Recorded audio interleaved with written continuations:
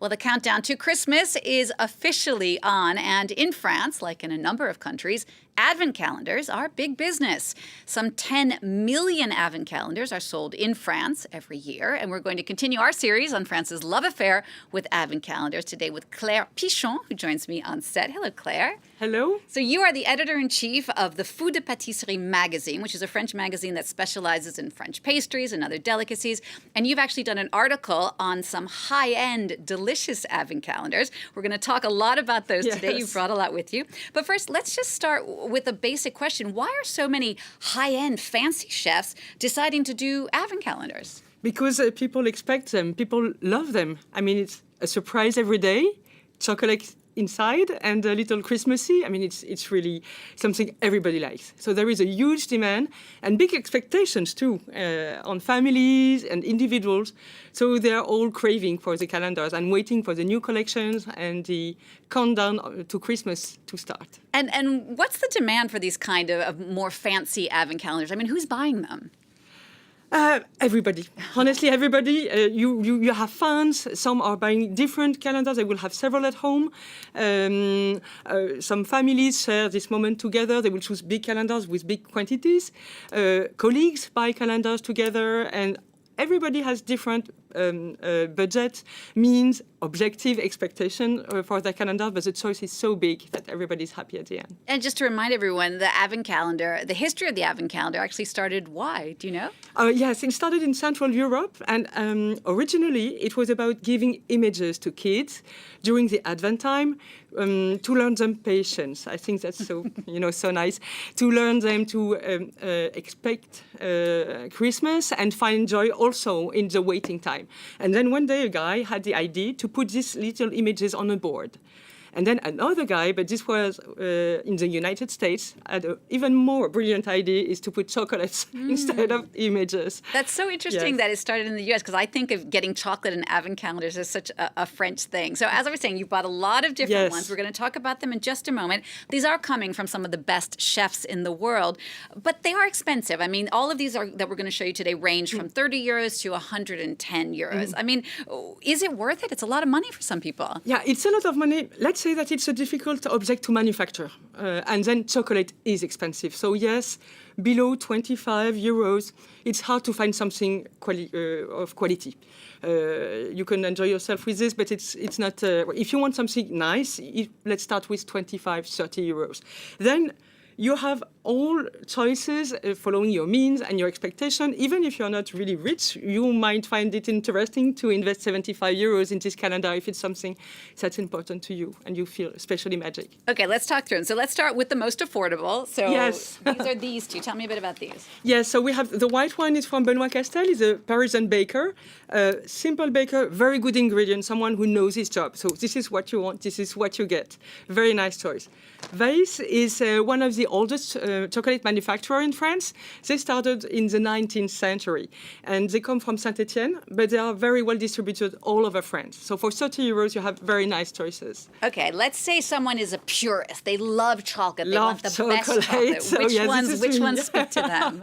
Yes, lots of people are really fond of pure chocolate. So in that case, you will go to a real chocolate maker, someone who is known for this.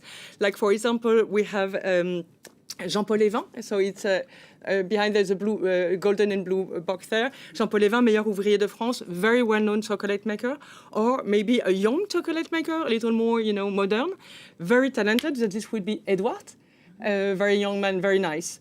And or bigger houses like Pierre Macolini, the Belgian chocolate maker, very or Chapeau, famous. Yeah. Famous chocolate maker. So if this is your thing, you might want to go to these guys. Okay, let's say you want to branch out a bit more. You're not completely into chocolate. You like what we call the friandises, like kind of more sweets, gourmand. Tell us about that. Yeah, diversity. Like not every day the same chocolate, but sometimes local confectionery like Alisson or almond paste or fruit paste. So you would like, for example, to choose La Mère de Famille. It's a Parisian house that is specialized in traditional confectionery. So this is a very nice choice if you like diversity. Or Angelina, or of course Pierre Hermé behind. So you have little, macaroons. Thank you, with different confectionaries or chocolates inside.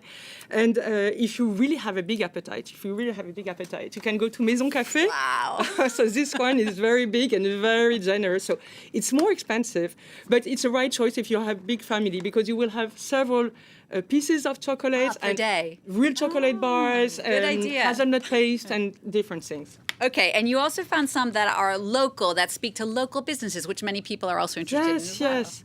I think this is very important, because in France we are lucky to have this many artisans with local traditions and talents. So if you have one in your region, it's very interesting to choose to support their activity.